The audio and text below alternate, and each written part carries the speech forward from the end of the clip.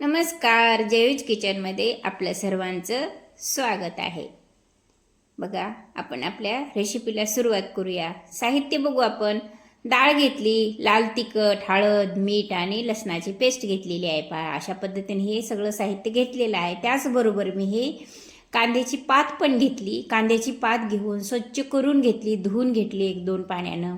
आणि आता ह्या कांद्याच्या पातीचे असे बारीक बारीक छोटे छोटे तुकडे करून मी घेत आहे। पहा, असे हे कांद्याच्या पातीचे तुकडे करून घ्यायचे। असे हे तुकडे मी सगळ्या पातीचे करून घेतलेले आहेत। पहा, आणि आता गॅसवर मी कढई ठेवलेली आहे बघा, आणि कढईमध्ये मी तेल ओतून घेतलं। आता हे तेल मी याच्या कढईमध्ये ओतून घेतलेलं आहे। तेल गरम झालं आणि त्यामध्ये मी हे लसणाची पेस्ट मी टाकून घेतलेली आहे। आता लसणाची पेस्ट ही गोल्डन होईपर्यंत आपण फ्राय करून घ्यायची। बघा, अशा पद्धतीनं हे आपला लसण पण फ्राय झालेला आहे।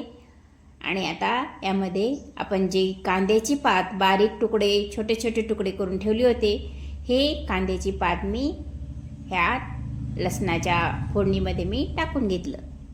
आणि आपण जे साहित्य घेतलं होतं, मीठ, हळद, तिखट वगैरे, हे आपण याच्यामध्ये टाकून घेतलेलं आहे। आता त्याला मिक्स करून घेऊया। असं हे मिक्स करून घ्यायचं बघा।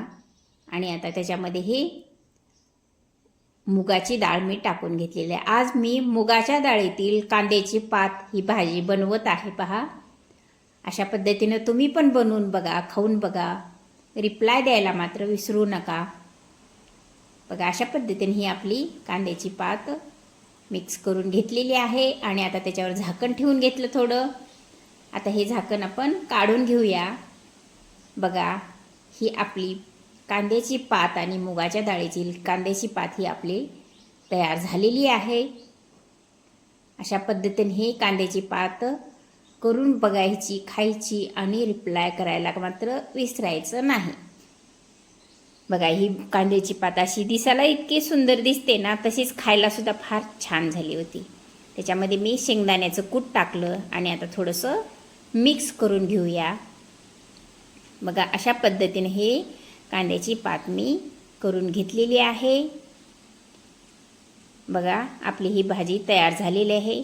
लाईक करा, शेअर करा, सबस्क्राईब करा, कॉमेंट करा, खात राहा, मजेत राहा, खुश राहा, आनंदी राहा। आणि आता चला भेटू पुढच्या व्हिडिओमध्ये।